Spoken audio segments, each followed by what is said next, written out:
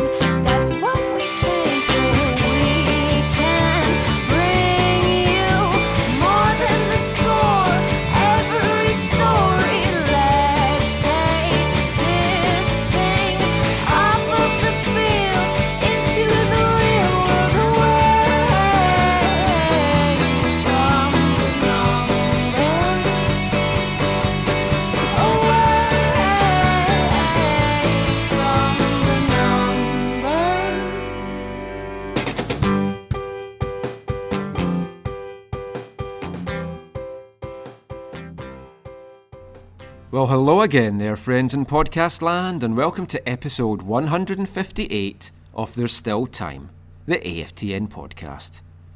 I'm Michael McCall. And I'm Steve Pounder. I'm bringing you this from BC Place after an eventful Whitecaps Dynamo game, 1-1 draw. Lots of action, lots of stuff to talk about. Not all positive. No, there were some rough moments in there for the Whitecaps, especially playing against the worst road team in MLS, giving up them getting their first point of the season away from home. And the second worst team in all of MLS points-wise, overall, who just lost to the worst team in MLS overall points-wise last week, coming into the game, having, I was going to say sacked, but it's a parting of the ways, it's a mutual agreement. Owen Coyle wanted to spend more time with his family, and as Soccer by Eves tweeted out, Houston wanted to spend more time closer to their playoff rivals. That makes sense. But it's one of those things. I've seen it so often in football that a team sacks their manager, and then the very next game they just get some kick up the ass, some impetus from nowhere, and they play out their skin and they get the win. It's the same thing when you hire a new coach as well at the beginning of the season. That first year you'll get a bump up, and then it's the second year you'll see where that leads you. Obviously with Houston, it's going to be the second game that they'll actually see where they are. Yeah, and for the first 20-25 minutes, like Houston really took the game to Vancouver from kickoff. Vancouver had a couple of chances, but Houston... The Morales chances were solid in the first. Yeah, that beautiful little turn in the box and a shot, and the first of many fine saves from Tyler Deric over the afternoon. Yeah. But Houston had made the early running, and they took the lead in the 20th minute, DaMarcus Beasley, and it was more...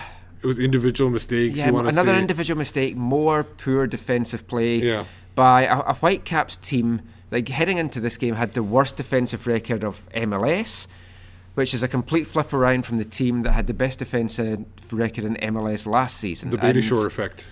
Yeah, it's like that's the thing. A lot of folks are saying, we're missing Beta Shore, but I don't think it would have made that much of a difference, I mean, apart from Fraser Aird's bad game against Montreal to kick off the year. Bad first half, really. I mean, he's been great, and most of the defensive lapses have not come from his side. They've not come from Jordan Harvey and left back. So basically that eliminates everything but the middle. It's come through the centre of the defence. And Parker's played pretty well too. And Parker's played well as well. So we're not wanting to point fingers at Kendall and Carr, but... Yeah. We'll talk about that later. We'll come to that later. But today, it wasn't really them that were at fault. No. Parker kind of slid in on DaMarcus Beasley. Smith was caught up the field, and Teixeira basically did not come back and cover that area. Yeah, and he was basically left watching the ball, essentially ball watching, whatever you want to call it. And Beasley slipped right behind him, and it totally exposed him there. It was all Teixeira for me. I mean, he just didn't track the run. He was just watching the guy, just let him go. And it's not the first time we've seen it from Teixeira this year. It's really disappointing that he hasn't added that strong defensive side to his game that some of the other midfielders have. Kakuta and Pedro being two of those it's guys. not even a strong defensive side. If he'd been in that position where if he sees Jordan Smith caught up the field, he sees that opening spot.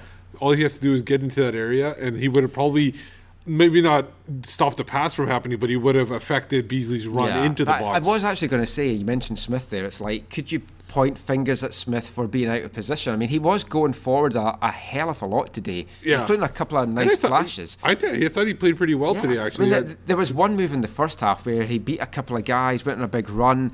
I actually thought it was Kikutamane at first. I didn't realise it was Smith, and I was kind of stunned when it found out it was Smith. Yeah, Smith delivers, whatever you want to say about Smith, he delivers a solid cross into the box. A very playable, like it basically is where the player is. Yeah, and we've said before we don't have any issue with his offensive play. It's his defensive stuff. Today he was all right. He wasn't that bad, I thought, today. And then the couple. I mean, Whitecaps had a few chances. There was a Pedro chance. There was the Rivero call. He looked to get tugged back. Parker had a couple of really good chances with headers that just went by, but the game kind of turned at the 40th. We should probably get to that point. Robbo said afterwards that the Caps weren't at the races in the first half. And the turning point of the game, kind of ironically, came with the Whitecaps captain, Pedro Morales, getting sent off. You'd think their influential playmaker, a guy that's been really talismanic for them over the years, he was having an excellent game. Him and Kikuta were the two best Whitecaps players in the first half. Yeah. It's like he was having an excellent game. He got sent off, as did Houston's Alex. But then it was after that Houston seemed to be the guys that suffered, and it kind of gave the Whitecaps a kick, a spurt. But we'll come to that. We'll talk about the sending off. Very foolish from Pedro. But there is questions about it because initially when he got sent off, you were saying he kicked out. Well, he aimed a kick at Alex. He whiffed a kick. I mean, he didn't go near him. He didn't make contact. I didn't see a solid kicking motion, though. I did, though. Okay. And I'm pretty sure from where the referee was positioned, he's going to have seen that Alex did the tackle on him, and it looks like Pedro was angry, got up and kicked out. Yeah. They both would maybe have just got booked for that. Yeah. But then it escalated into a shoving match and a pushing match. Alex put his hands on Pedro's face. Basically, it was the shoving match turned into Pedro shoving Alex in the chest, and the shove back was in the face, basically. So that's essentially where they came. But you talked to somebody after the game, and the reason they were given that Pedro was sent off was because of hands to the face as well. That was Robbo. Was it? Okay. Yeah. I wasn't sure. I can't remember who you... Yeah, no. Robbo said it was basically that he had been told that Pedro had put hands to Alex's face. But if you looked at the replay, it was all chest. So they might have a chance here to reverse this red card at this point. I say no, because he raised hands, and as soon as you raise hands, it's red. Okay, I've seen lots of shoves in chests and everything, and nobody says anything. It should be a red. By the letter of the law, it should be a red. Yes. And MLS goes by the letter of the law all the time. Walking off the pitch, they get into another bit of like verbals. Labo was getting held back as well. I was a bit worried that he might lose the You thought it was Labo at first. I did, because he was getting held back so much. And then going off the pitch, Pedro pushed him in the chest. But Alex approached him. Yes, he instigated it, but again, Pedro rose to it, and it's like in MLS, who knows, that could be a subsequent game suspension. You just never know, because you don't know what Disco's going to come up with. I don't think that will be. I don't think they're more interested in stamping out tackles. But Disco are really frustrating. They like when people get confrontations, because that essentially amps up the game and amps up people's interest. But there was a few decisions this week that I thought Disco would cover. Yeah. And they didn't. I also thought the Whitecaps would get a fine for like crowding the referee a couple of times down in Portland, mass confrontation. That didn't get mentioned either. The one surprised me last week. I know we're talking about the game, but I just wanted to bring this up. McNamara, I think it was McNamara on Dax McCarthy, and it was a 7-0 win, but it happened way before the end of the game, midway, and McNamara just absolutely took a swing at McCarthy's legs and took him out. I was surprised it wasn't a red card at that time, and I was surprised that there was no discipline afterwards. That's the kind of thing that you think you want to get out of the game. Yeah, and it's just, you just don't know what they're going to revisit and what they're not. And Robbo said after the game, you know what this league's like. He's talked to his players about the discipline aspect. We have to mention it again. That is going to be the 10th suspension now. Mm-hmm. First one for Pedro. There's been 6 red cards. 4 of them are straight reds, 2 of them are results of second yellows, and then there's been 4 subsequent bannings from Disco. And they lead in discipline points. Yeah, we lead in discipline points, red cards. It's like, well, we're number one. We're number one. It's good that the Caps are first in something. It's a situation, though, that can't continue. And I mean, Robbo was asked about it after the match, and we'll hear from Robbo in a little bit. In fact, let's just play Robbo now. So this is Robbo basically talking a little bit about indiscipline and red cards. Another red card, your view on that call, and is there anything you can do as a coach to address the situation? Yes. I can't tell you probably. I might as well just press play. It's I'm not sure. I just spoke to my player there, and again, you know, I'm disappointed. I don't like red cards. I think they spoil games, and we've seen it a number of times, and I think it changed the dynamic of the game again today. And you know, I'm not sure because obviously I'm not allowed to speak to the referee. I get told not to speak to the referee, and they don't speak after. So I'm not sure why, but I got told he got sent off for pushing him in the face. Pedro says he didn't touch him in the face. So again, I haven't seen it. I don't know, but if he's pushed him in the face, then deservedly red card. You know, I'm not going to sit here and say he shouldn't get a red card. But if he hasn't touched him in the face, then I'm not sure. If I may follow, I think you lead MLS with 6 red cards now. I don't think another team has had 3. Again, is it indicative of a problem with the team, or is it circumstances? Do you know what? I could say that it's my fault. I'm in charge of this team. But it's not. We've got a great group of guys in there. I think if you look at the sendings off that we've had, you know, I think some of them be very harsh and some of them haven't. You know, we need to be better, you know, today included. But, you know, maybe I'm better off not passing the buck on that one and just not saying anything because it might get me in trouble. Can I just follow up on that then? Yeah, of course you can. Leading up to the send-off, the players were getting frustrated because a lot of calls weren't going their way. There was a non-call on Octavio in the box. A lot of the cards have come from this build-up of frustration. Yeah. What do you do to try and get your players not to buy into it? Do you know what, Michael? I could sit here and say to you that I can tell them, and I do tell them, because I know what the league is like. But I also understand from their point of view, because I've been where they've sat, and if it's a foul, it's a foul. So, you know, I've been taught and I've learned to communicate with referees in the right way and have a rapport with them. So I understand it from both sides. But I think the tone was set today. I think the kickoff happened, it went straight forward, and there was a challenge between Tim Parker and Will Bruin where the ball was won, free kick. Tone was set. And you won't disagree with me as well. So, because you're right, it is what it is. You say that red cards change games. How did the sending off Pedro change the game plan? It helped us. It helped us. I think the first 20 minutes we weren't actually doing very well. You know, in the lead up to the game, I said Houston very, very good players. You know, Coyley left on Thursday for numerous reasons, and sometimes, you know, there's going to be players that are happy, players that are not happy. Players in the team will be disappointed. The players out the team will be happy, and that's what happens when you have a new man in charge. And you know, I was weary of them because they got good players and they got nothing to lose. They're playing with freedom, which I try and encourage my players to do every game.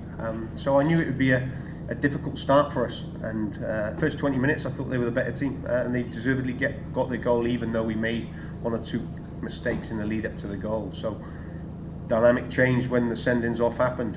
Whether they were a red card or not, doesn't matter. It changed, and we regrouped, especially at half-time. We got our boys together, but we showed a calmness in our play today. We were playing with 10, and we worked as if we had 11 players, and that was the thing that pleased me. So it helped us. So I don't know what the players can do. They were clearly frustrated. There was a lot of things that were not going in their favour in that first half. The Rivero non-call, a number of Houston tackles that weren't getting punished, whereas the Whitecaps picked up. I mean, Smith was booked, Tybert was booked, and then they were just getting more and more frustrated, and it boiled over. But as a veteran player, like Morales says, and your captain, you cannot lose the rag like that. But I know it must be really difficult. No, it is difficult, and the thing is, like I said, like he was generally shocked that he got the red card. Obviously, every player is shocked when they actually receive the red card, but I personally thought it was 2 yellows.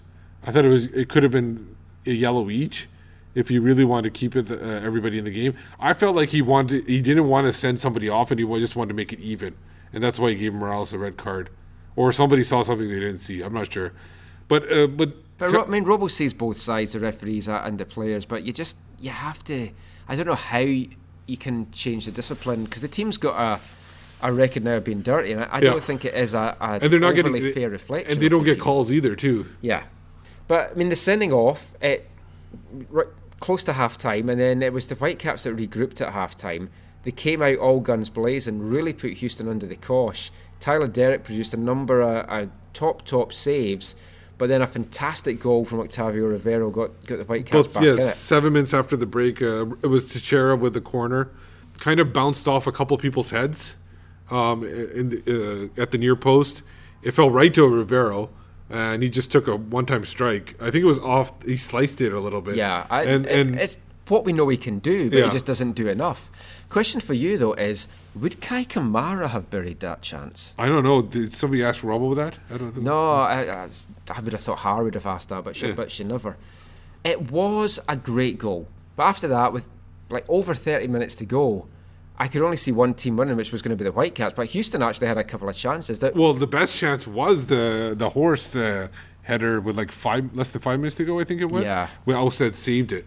Tipped onto the bar. But Deric had so many saves before that as well. Yeah, but Teixeira, I think the best chance for the Whitecaps was Teixeira's kind of slip shot kind of thing where he knocked it over the bar. But definitely Alstead salvaged the point for them there at the end of the game. I mean, totally. But Houston are going to be happy to get a point, but disappointed as well. The Whitecaps happy to get a point, disappointed as well. Russell Tybert, always Mr. Positive, was asked after the game whether they felt that it was 2 points lost because you're playing a weak team. He turned it right around and said, no, that's a negative way to look at it. The positive way to look at it is that this could be a crucial point earned somewhere down the line. And then we were laughing at that, but then you look at the standings tonight, and so many of the other games have gone in the Whitecaps' favour. Yeah, Seattle has They've lost. actually moved up a spot in the standings with that point. Yeah, Seattle has lost, and the Galaxy have lost. Salt Lake looks like they're about to lose. So it could be a big turning, not turning point, but yeah, I mean it could be a big monumental point right now at this point. The time of recording this, the Whitecaps are up to third, played more games than a lot of the teams, but as I always say, I'd rather have points on the board than games in hand. Mm-hmm. We'll hear a little bit now from Houston's caretaker boss, assistant boss, whatever you want to call him, Wade Barrett. King Wade Barrett? Yeah, it surprised me because, I mean, he'd been released from his WWE contract, didn't know what he was going to do. Lots of rumours he could end up in TNA, Ring of Honor, or go back to kind of spearhead a wrestling organisation back in the UK. But turned up in Houston, put on a bit of a southern drawl as well, which I thought was hilarious. He hasn't got his Preston accent anymore. And he was just talking about the bullhammer that the Houston team laid on the Whitecaps early on before succumbing to some Whitecaps pressure. So let's hear now from Wade Barrett. You know, it's been an interesting week around our camp. So, we had a couple days to prepare the team. And I will say that we worked really, really hard over the last couple days of having a specific plan. Coming to Vancouver, it's always difficult. They have a lot of good attacking players. They have a lot of different things they can throw at you. And we wanted to make sure that we were compact and tough to play against. And, I thought when it was 11 versus 11, I thought the players did exactly what we asked of them. And, 11 versus 11, then when the red cards happened, it kind of changed the game a little bit. And things got a little bit more open in the second half, as they will when both teams lose a man. But the players did an excellent job of following the plan that we had come up with. And I'm really proud of the effort they put in. Wade, you see it a lot that teams sack their managers or get rid of the managers and then they get an automatic boost in the next game. And it looked like that to start with. The way the team played, especially in the first half, and the saves that Tyler Deric came up with, do you feel you should have maybe got more than a point? Are you disappointed just to get a point? The game works out the way the game works out. So I was proud of the fact that the guys really stuck to the game plan. And, I mean, that was the one thing we asked for them. We asked from them discipline and organization. And, we stressed that. We stressed how we wanted to play, what we wanted to do. And, like you said, 11 versus 11, I thought our guys did a very, very good job of making it difficult for Vancouver to find those pockets of space and to get it behind us. They're a very dangerous team where if you get too high, there's space behind, and they've got players that can exploit that. A guy like Morales, they can play the through balls, and you've got Decherry, you've got Mane. Rivero makes really good runs into the channel. So, that was one thing that we wanted to limit. You'll never completely limit it, those kinds of things when they have players that are so good at it. But I thought our guys did a really good job. The week was very challenging and turbulent for your side with what happened on Wednesday night, or at least what was announced Wednesday night. So was there any concern about what the players' mentality was going to be coming into the game after what happened this week? No. It was a difficult week, and the players found out on Wednesday. We traveled on Thursday morning to get here, but you could tell right away that when something like this happens, I've said this a few times, it's an opportunity for the players and for the team to take a step further away from one another, or it's an opportunity for them to take a step closer to the group.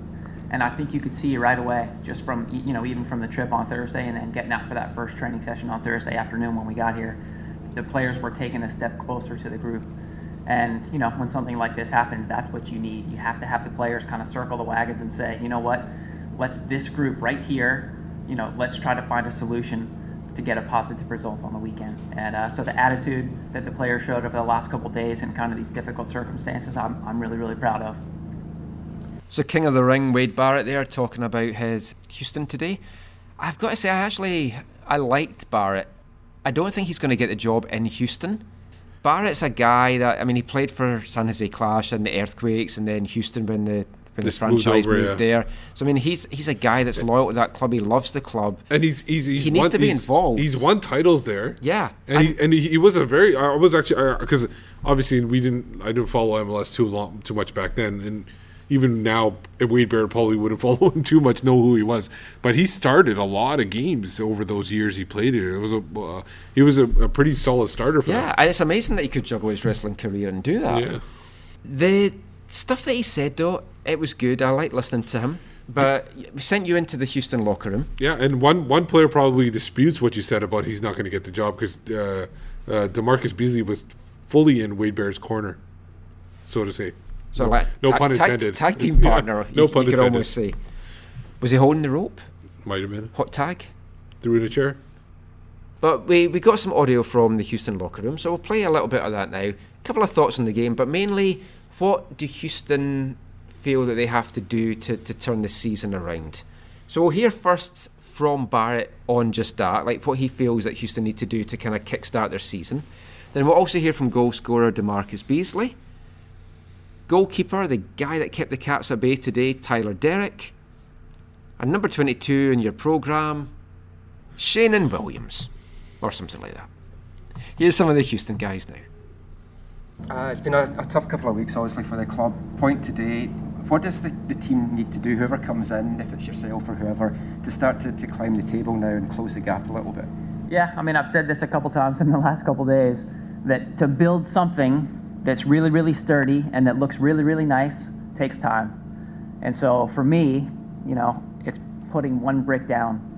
And then as that one is set, then we'll put the next one on top. To really get to where we want to go, it's going to take time. And, we're in a tough spot. We started the season really well the first couple games, and then, things have kind of taken a turn for the worse over the last however many weeks.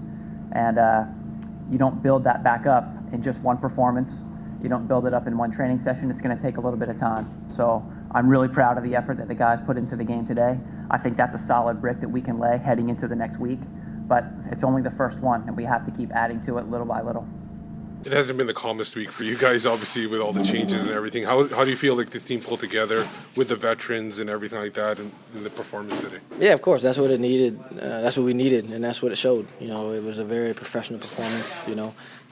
Games like this, to give up a goal in the second half kind of early, we usually just go down. And we these kind of games, this kind of season, we usually lose those games. But we stayed true to our tactics, and we stayed true to our game plan.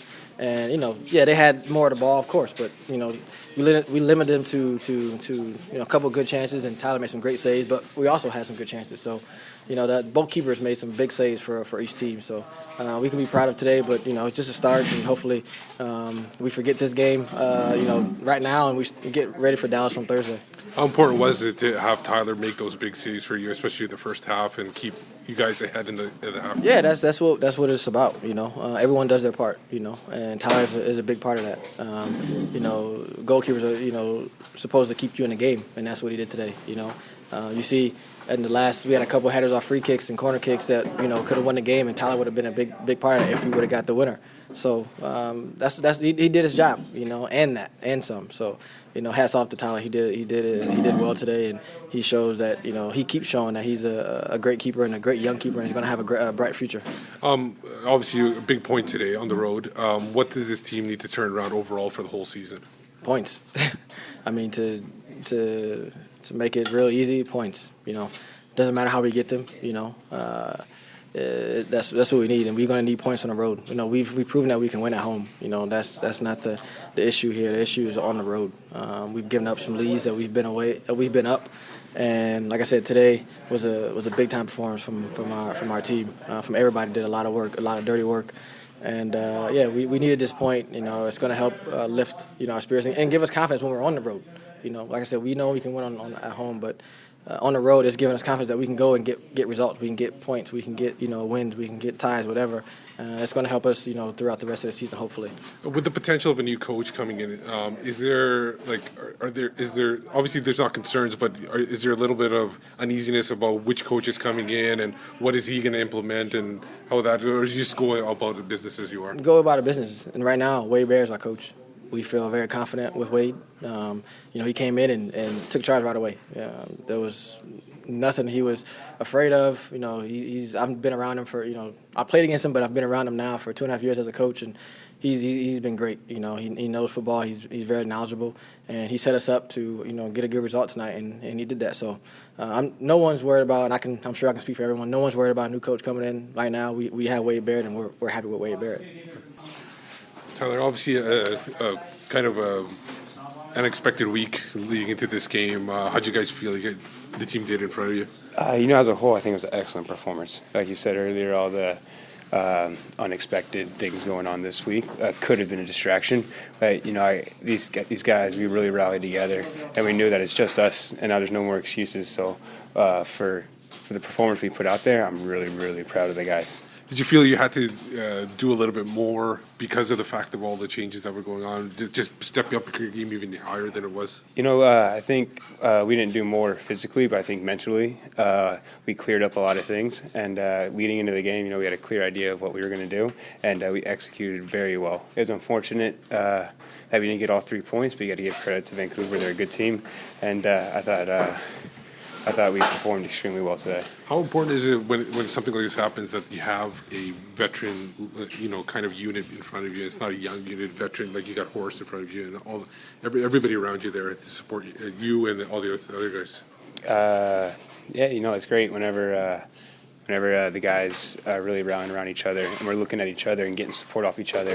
And it's a great feeling when you can look at your teammates and they're busting their butt to get the result, and it's infectious and it goes throughout the whole team. Obviously the red cards happened. How did that change the game for you guys?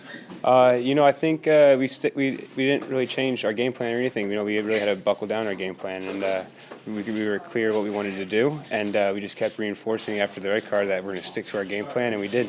And obviously with this point, you want to turn things around, and what does this team need to do in order to turn things around? Have you seen? I think just keep putting performances like this and keep digging out points and grinding out points, and nothing's going to be given to us. We have to work harder now for everything that we won, and if we want it bad enough, we'll get it. I think you touched on it a little bit, but how important is it just getting a point on the road after all the struggles the team's had on the road this year, just coming away with a point today? Yeah, anytime you get points added, it's a good feeling, and especially on the road in a tough place to play like Vancouver on the turf and with the crowd and with a good team that's organized really well. You know, anytime we can get points on the road, it's a good feeling. How important was Will Burns' mustache today in the performance? You know, I think we got to give a lot of credit to Will's mustache. You know, I don't know, man. Get out of here. Obviously, a difficult week for you guys. How did you guys feel like you played, especially in the first half when you took the game? I thought we played well. We stuck to our game plan, which is something I don't think we've done a good job of up to this point. And Coach gave us the ideas, and we just went out and executed and did what we needed to do. When it comes to a game like this, is it easier to have like a group of veterans that can pull together and kind of like be strong and play a solid game and be professionals about it? Yeah, I mean, we've had a good group of guys all year, and I think that with everything that just happened to us, you know, it just brought us closer together, and hopefully we can continue to build on this and continue to move forward. Going forward, obviously, you want to turn this around. What does this team need to do to turn this around? I think if we continue to play like the way we played tonight, we're going to win more games than we lose. And unfortunate to get a red card, that definitely changes the game. But this team, you know, fought from the beginning to the end. I thought we were extremely disciplined, and like I said, if we continue to play like that, the results will take care of itself. Thanks a lot. So I have some stuff from the Houston players there. We're not going to play yet, ousted or tie, but you can probably get that on the Whitecaps website. And Robbo as well, played you a little bit, but again, you'll get most of what he said on the Whitecaps website. It was a makeshift backline today, and like actually once again, the Whitecaps went down a man and didn't let a goal in, which is a phenomenal record that they've got this year. And Robbo did say that what he was proudest of was the team were down to 10 men, but they played as if they had 11 men. The makeshift defence, to start with, Fraser Aird was out. He had a knee contusion after missing last week's game suspension, and I think he injured it during the Toronto game. Kendall Waston was out from suspension from that Portland game, and Pamadou Ka was listed as having an injury, an abductor strain, and he missed out today as well. And Waston was actually away on Copa duty, so he still has to serve his suspension, along with Morales now, so they're going to miss the New England game in many, many weeks to come. Yeah. But the fallout from Portland, we have to kind of look a little bit about that. Ka had a nightmare. Waston had a nightmare. All 4 goals, because we didn't do a podcast after that, but all 4 goals came avoidable from mistakes. Yeah. You could argue that Harvey's tackle wasn't actually a free kick, but ultimately he dived on the edge of the box and gave away a free kick. Waston slipped for the second goal, horror slip. No, I don't. Two penalties. Yeah, I don't have a problem. Of all the goals, I think the one that I had the biggest problem was with the first one, the Ka one, because you mishit the ball and everything like that, right? But the player was basically getting the ball, the Portland player, and it was at the edge of the box. There's no way he's going to score from there unless you're Eric Hasley or something like that. You basically just drive him to out of the box and wait till you get support and everything like that. He just went in there and just dove in there. You can't give the referee an opportunity to call a penalty like that. And that put them behind the 8 ball right there. There was no chance. Like it just deflated the team. So I think that was the biggest individual mistake I think that hurt them the most. I got them off to a bad start. They're playing chase up just 3 minutes into the game. The ball that he played out, that he then brought the guy down, there's no need to even do that. It's as if he thought Harvey was there, but just didn't even look up to see if he was there and just played the ball. It was baffling. The handball, I don't even know. It wasn't a handball. I mean, it was unfair in that, but he puts himself in that position and by moving his arm or something. Yeah. And it's like the referee, depending on where his view was, he's going to think he's handled it, especially with all the Portland players and the Timbers Army yelling handball, handball. Yeah. The fallout from it, Ka, I don't know. I think we're only going to see him in an emergency now. I mean, Jacobson came in today, played centre back. The first game against Houston was excellent. He was one of the best players. But I agree with you. I think Jacobson and Parker had a good game today. I think that could be probably obviously the pairing going forward. Now that Dean had that injury in training, another injury, that was tough to see. I feel so bad for Christian. It's like we spoke to him. We were at training last week and we spoke before to the him. Portland game. Yeah, and I think we might even have mentioned it in the podcast last week. I can't remember if we did or not. Yeah. But we spoke to him. He was in great spirits. He said, "Oh, I'm getting back training with the ball on Friday." He was really looking forward to it, walking around freely.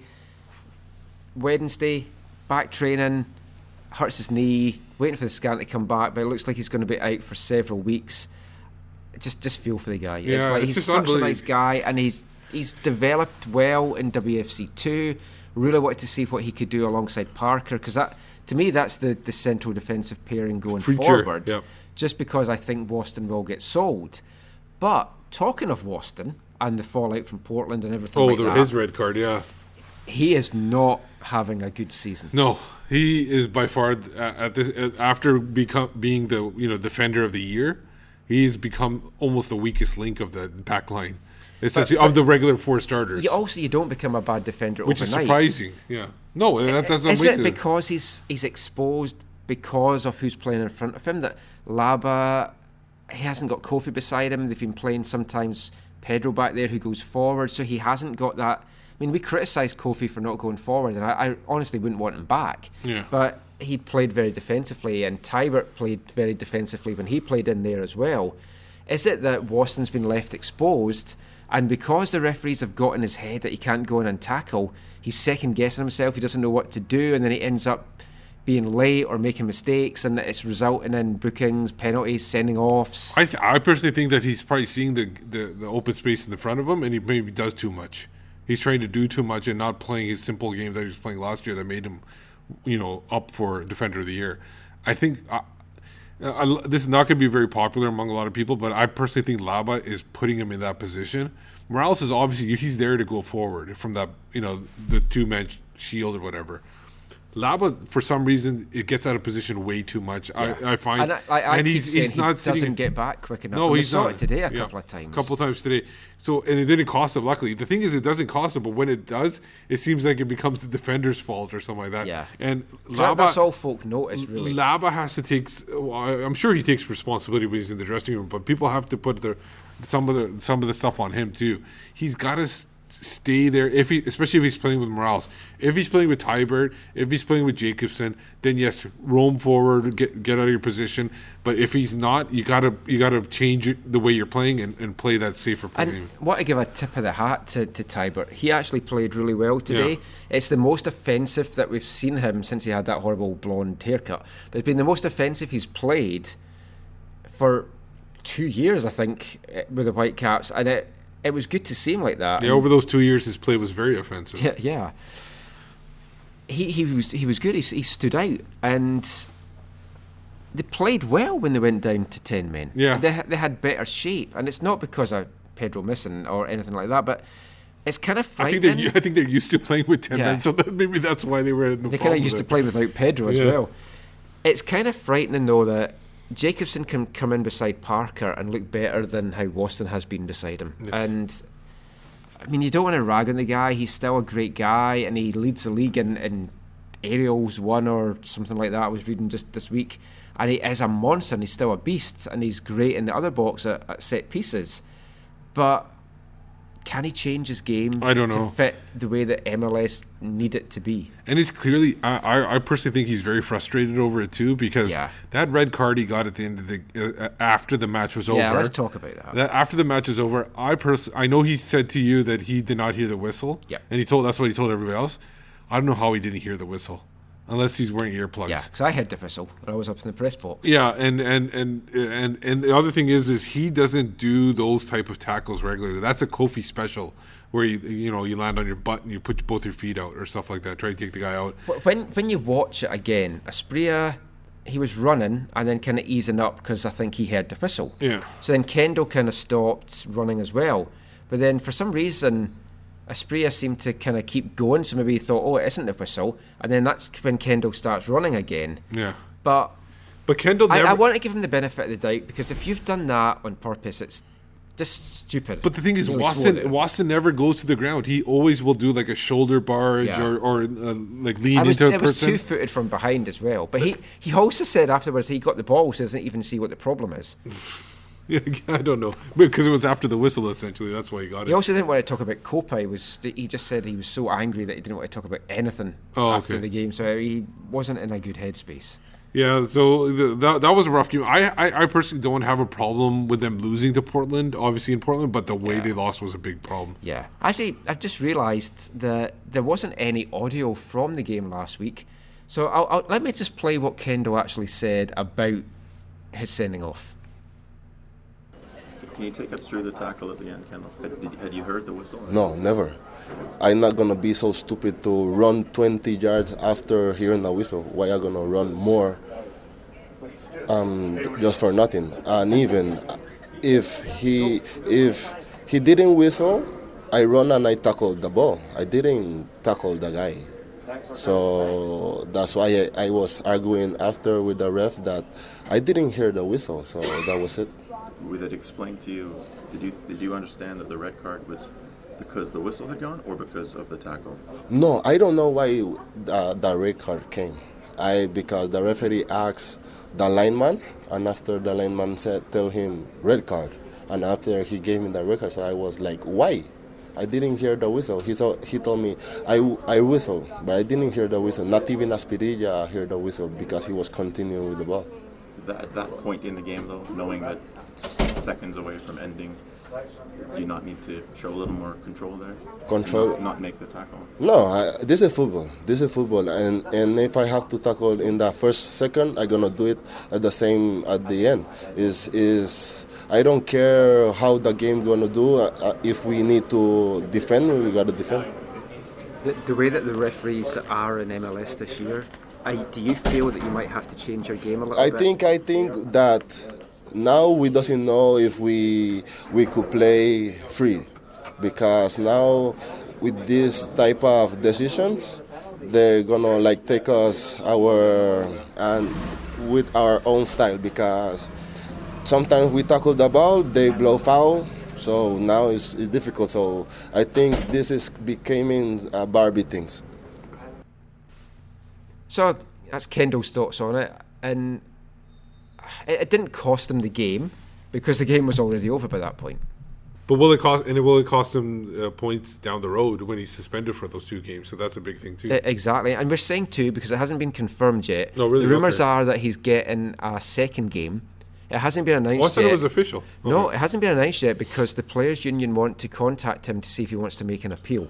He's away now for Copa anyway, so I mean, that won't affect it too much because I think we're off for quite a bit now. Yeah, we're off for 3 weeks MLS wise. Yeah. There's 2 games coming up: the Canadian Championship games, home and away against Ottawa. We'll come to that very shortly, but if we're talking about the guys that's away for Copa, the 3 of them are away. Christian Bolaños and Kendo are away with Costa Rica. Blas Perez is away with Panama. As you say, Kudo is injured. We're speaking to Kudo today. Asked him how he was feeling. He said he's feeling good. I thought it would be thinking. Oh yeah, I'm feeling good. Didn't want the toffee I offered him. I was like, oh sorry man, yeah, sorry.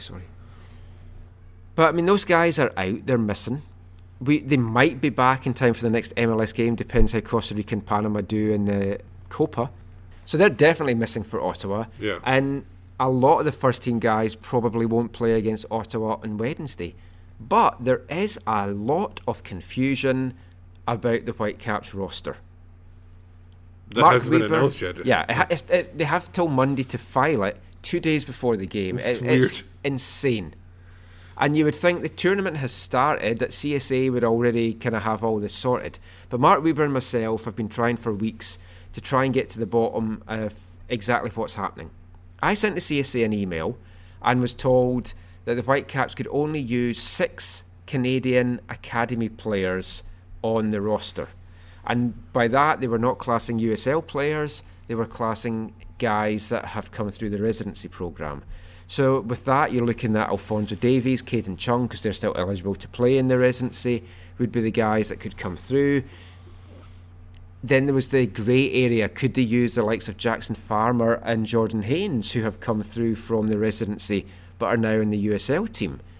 Then there was word that the Whitecaps could use any Canadian player, even the USL guys. So that opened the door to Brett Levi's, Chris Serban, Ben McKendry, Daniel Haber as well, who's kind of really pushing. Well, Ben McKendry's got an MLS contract. Right. I mean, he's fine as well, along with Kian and Marco Bustos. Robo, though, when I spoke to him, he was confident that he could use any player, because we were talking about Kyle Gregg. Would he get his chance? Looks like Kyle Gregg can get a chance in Champions League along with the USL guys, because of the change in the collective bargaining agreement that lets the Whitecaps call folk up for 4 days. But we still don't know exactly who can get used in the Canadian thing. We believe, though, now the Whitecaps can pretty much have everyone, especially Canadians. The other thing, we're not sure. But we're not sure who will play in Ottawa. Is the pressure going to be on them because the CSA want strong teams playing in this? So you might actually see more of the MLS fringe guys than the up-and-coming Canadian guys, but you don't have a problem with that, Steve? No, I think it should be a mix because you don't want to put too many young guys because they're just going to get overwhelmed. I think there should be guys like Parker can play. I think because they do have the weekend off next weekend, so he can play. He's not had to rest yet, though. It's like the guy has to rest at some point. No, I'm sure he'll rest after the game on Wednesday. But if Fraser Aird wasn't injured, I would like to see him play. Russell Tybert, I think he'd be a good, probably be the captain of the team. Russell Tybert is a definite to play. And like you say, Hurtado can play somewhere. Hurtado up front with maybe Haber coming on off the bench late on. Yeah, and then so those are the type of players. I didn't even throw Manny in there. He's young. Why not put him in there and play a game? For me, you're going to see Bustos in the number 10 role. Yeah, for sure. You're going to see Keans on the wing. Or holding mid next to Tybert, maybe. Actually. Yeah. Robbo likes him as a number 8. Yeah. So, I mean, he might have a free kind of role, kind of doing what Pedro's been doing, CM kind of role. Yeah. Ben McKendry is who I think will be in beside Tybert in the holding position. Although Ben has been playing forward a little bit, and he's been looking really good and scored a cracking goal for WFC too. So, I mean, those guys are going to play. Would you go with Carducci? Would you go with Paolo Tornaghi? Paolo got the nod last year. Marco got the nod 2 years before. But bear in mind, Marco has not really been playing with WFC2. Yeah, but then Paolo hasn't really been playing at all. Yeah, I got to go with Paulo there, especially if you have a young team in front of you. Sam Addick could be, I would think, is going to be in it. Oh, sure, yes. Left back. It has to be. And Cole Seiler will start, maybe beside Parker. I think Parker with Seiler would be a good fit there. Or Seiler. Well, I'd like to see Seiler and Sam DeWitt because I'm very high on Sam DeWitt, but obviously he's Dutch and we don't know if he's going to be eligible. But I think we could see Seiler and Jackson Farmer.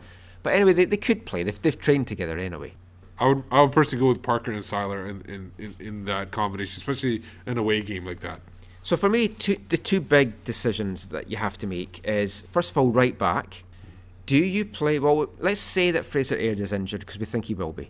Do you go with Jordan Smith, who played today, or do you give Caden Chung the chance to show what he's got on the big stage? I would go Caden Chung. Yeah. For me, it's a no-brainer. I would right now, if there was a chance, I know, again, he played really well today, I would send Jordan Smith, if there was a choice between the two, back to Costa Rica and sign... On a one-way ticket? Yeah, and then sign Caden Chung to an MLS contract. Yeah, I personally would have done that a couple of weeks ago. And I think that is something that is going to happen down the road. Sooner than later. Chung should get the start, but it really depends how many young guys are allowed to play. Will it be deemed that they're not taking the competition seriously? The CSA have just made a big rut for themselves. You cannot find the roster rules anywhere online. It's like we've looked for it and it's like nothing's published. It's unwritten. It's most things in North American soccer tend to be unwritten. The only other thing for me is, do you bring Brett Levi up and play him on the left wing? He's been playing as left back, but he could play left midfield. Oh, I wouldn't. Yeah, that sounds good actually. I wasn't even thinking about it because that's his normal position. Yeah, him on the left, Froze on the right. Yeah, that would sound good. Bustos to me. as the OM. Or McKendry. 4-2-3-1, yeah. Or McKendry, Tybert in the back, Hurtado leading the line. I personally, if they do play Bustos, I don't want to see him on the wing. I want to see him playing temporal. Bustos has to be the number 10. He's not looked good on the wing in the last few times he's done that. But we also have to look that Nicholas Mosqueda has not been getting involved. So, I mean, that would be a game to possibly get him minutes in. And you could you could play on the wing as well if you want to, or you could play... Or as the OM role, but then what do you do with Boosty? Or maybe put him in... Don't put him on the wing. Put him in Froze's role and put Froze on the wing. So there's plenty of options. Yeah, you there. could give Bustos the role that Pedro's been doing, like the free-flowing run, and he kind of thrives on that. Let's just hope that none of these guys get injured in the Whitecaps 2 game tomorrow. Yeah. What's your prediction for the game? Do you think Ottawa's going to give them a tough thing. I mean, they're qualifying for it. They went to Edmonton. They were in the NSL finals too last year. Yeah, but they let a lot of guys go, including their head coach. Paul and they will be missing a couple of key players, de Guzman and De Jong. Yeah, will be with they're the away with team. Canada, pal. Whitecaps have no guys away from Canada. Hilarious to me, that. Thank God Florida doesn't like anybody. Yeah. Even with all that, I maybe see a 1-1 draw, or... I'd be fine. 1-1 draw, away goal, works for me. I'm going to go 2-1 Whitecaps, though. Okay. So we mentioned there's a lot of roster confusion as to who can play where, who can play what. With the terms of the bargaining agreement, though, what we do know is a lot of the USL guys can play in the Champions League this year, which they weren't allowed to do last year, which was a bugger for the Whitecaps because they had to send strong guys down to Honduras for a meaningless game. But this Monday, it's the draw for this year's Champions League. It's kind of exciting. The Whitecaps are in pot 2 alongside Costa Rican teams, Honduran teams, Guatemala. So they're going to miss those clubs, which is great. They are going to get either one of the 4 American teams or one of the 4 Mexican teams. Yeah, in pot 3. Yeah.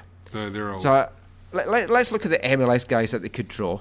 We could have another Cascadian game against Portland. Yeah, they played Seattle last year. Yeah. Would you like that again? Or do you want something a bit exciting? I kind of find it boring to see the same teams. I've never been a fan of the team facing each other like 3 times in a year. Yeah, you should grow up watching Scottish football, where East Fife had to play teams 4 times a year because it's like a 10-team league. Well, that's understandable. But then you draw them in the cups. There was one season that we went to Forth or something like 7 times, or played them 7 times. It was like ridiculous. You got Portland, and then you got the Red Bulls who won the Supporters Shield last year, FC Dallas, who were second in the Supporters Shield, and then Sporting Kansas City who won the U.S. Open Cup. Yeah. So one of those 4 teams.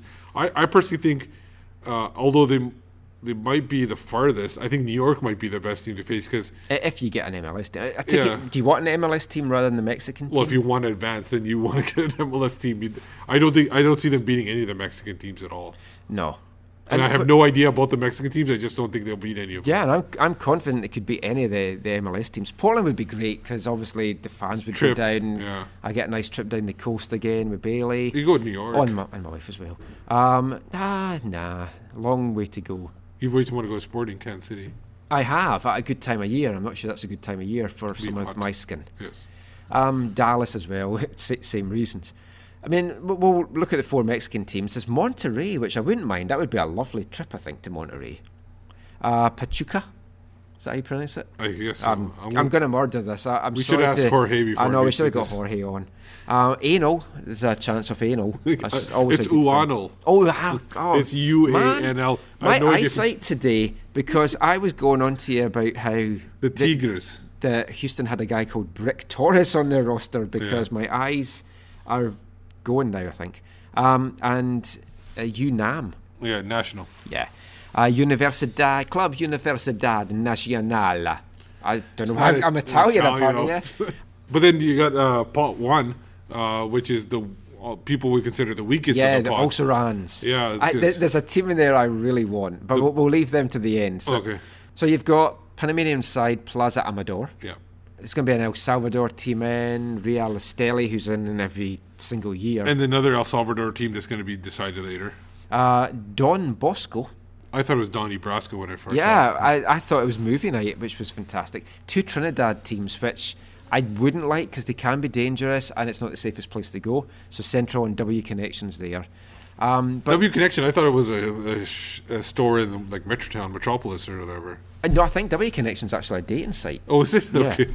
It's Weirdo Connection. It like puts me in touch with all these weird girls. I like my goth chicks. But the team that I want, because I think it's fantastic, Police United. Yeah, and then the fans obviously have a song to sing, an old NWA song that would really work with it. Yeah, anti-police song. Yeah. Let's just hope there's no police brutality there. Yeah. It's going to be tough. I think it's another year that you want to get experience. Yeah, I think we'll never be into pot 3, so we'll never be like a favorite in the group or whatever. We'll always be stuck in pot 2. So it's basically you hope you get an MLS team that you are familiar with and you could beat. I think the best hope we can get is New York Red Bulls because they're struggling just now. Well, they're struggling. Plus Police United or Donnie Brasco. New York Red Bulls obviously in the past have not taken like the U.S. Open Cup and other competitions as serious as they do with MLS and MLS Cup. And I know I'm saying they're struggling. They just banged 7 goals past New York City and last 3 week today. and then 3 against Toronto today. So maybe that isn't the best bet. But I'm sick of seeing Dallas, Sporting KC. I'm waiting for them to come good as well, because I think they're going to be really strong in the running. So there's that.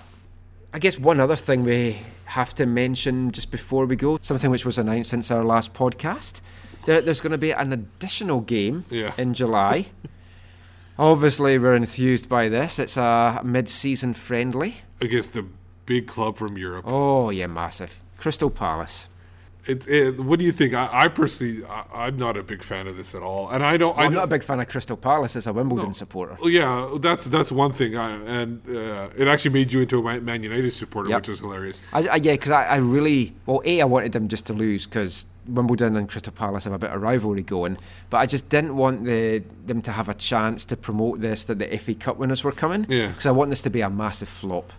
Yeah, I'm not a big fan of this. Like I told, and Bobby Lenarduzzi has spoken in the past when people have asked him about friendlies, and I think maybe he was just saying it in order to appease people who were looking for it. But he was saying that only if it's a massive club that they do it. Like because Manchester City came in that first year for MLS, and he said only if it's like a top 5 or 10 club in the world. And it would have to be a club that could fill the stadium. Yeah, and I think you're going to struggle to fill a couple of sections. Crystal Palace, I don't think. I don't know. Maybe people will get swooped into it or something like that. I don't know. The ticket prices are horrendous as well. They start at $53. Yeah, and then I genuinely think though that Bobby Lenarduzzi, I mean, he's getting on a little bit. I think he misheard, and he was told that the Eagles wanted to play at BC Place, and he thought, oh, this is great, I'm going to be able to get my copy of Hotel California signed.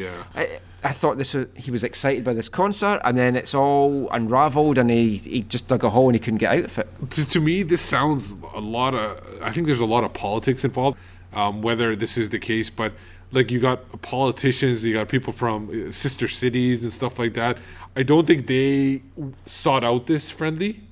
I think this was something that was brought to them, and I think maybe they were coerced to do it or something. But I think there was some kind of like pushing and kind of shoving into this game. The Whitecaps have been invited to this. That's the official word. It's just, and there's clauses in the contract that both teams have to play regular first team players. Yeah, I mean, you kind of look at the Crystal Palace lineup and it's like, who cares who these guys are or who plays? Yeah, I don't think they could put a second unit out there. Nobody would know. I'm slightly jealous that Seattle's got West Ham because I'm a lifelong West Ham fan. Well, you'll be heading down there probably. Yeah, I mean, since 4 or 5 years old, I've been a West Ham fan, so I'm going to actually head down for that. So a game like that would have excited me on a personal level. I'd still have been against it. I honestly don't know if I'm even going to bother coming to it. I genuinely think I might stay at home. If I'm in the area, I'll probably pop by. It doesn't seem to... I mean, there's some folk that are excited about it. I ran a poll. Who? Yeah, he's one of the guys. Oh, is he? Yeah. I think he's putting it on. But there's a couple of folks said that they were excited. I did run a poll on it, and to show you my lack of excitement, I actually forgot I ran it, and I hadn't checked the results today, so let me check that. Ooh, live checking. We're on Twitter. It's better than having a live chicken. This is exciting listening for everyone at home. I'm excited. I'm on the edge of my seat. Right, let's see how this. How far away? When did you do this? I have no idea. Oh, I did. Actually, I voted on it. That's right. Why do you think you didn't do a poll? Okay, just scrolling down now. I'm sure it's going to come to. I didn't know I tweeted so much. So apologies to everyone for all my tweets. Such a self-promoter. All your articles are on here. Someone has to promote. Here we go. Here's the thing. Okay, so there was 216 votes. I'm quite impressed by that. 22% in third place said they were looking forward to it. So there you go. That's 22% were looking forward to it. 29% said that mid-season friendlies suck, no matter who it is.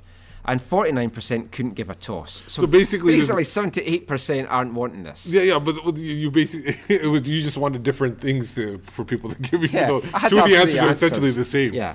I wanted to have screw Crystal Palace, but I thought, no, I won't put that in. No, I think it's like I said, I don't think they had maybe that much of a choice, and I think they. I just feel it's a waste of time. It's coming before the All-Star game. It's a busy time of the season, a season where part of the season where the Whitecaps struggle at times, I just can't be bothered with it.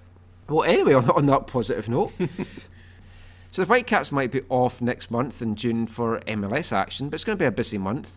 We've got a couple of podcasts coming your way. Maybe bring you a round table first one of the season as well. We'll see what happens. But before we go, Steve, just let everyone know where they can find you online. On Twitter at WhitecapsBeat. Now, I'm Michael McCall. You can find me on Twitter at AFTN Canada. Read all our stuff away from the numbers, aftn.ca. I'm also the Whitecaps beat reporter for mlssoccer.com. And I'm also the Western Conference reporter for uslsoccer.com. So check out my stuff on that as well. But as always, thanks for listening. And until next time, take care. And mon the Caps. Go and retain the Voyagers Cup.